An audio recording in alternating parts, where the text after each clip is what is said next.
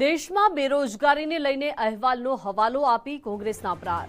અજીમ પ્રેમજીની સંસ્થાએ સ્નાતકનો અહેવાલ બહાર પાડ્યો।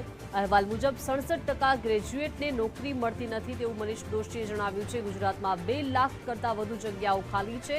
કોન્ટ્રાક્ટ પ્રથા અને આઉટસોર્સિંગથી યુવાનોનું શોષણ થઈ રહ્યું છે।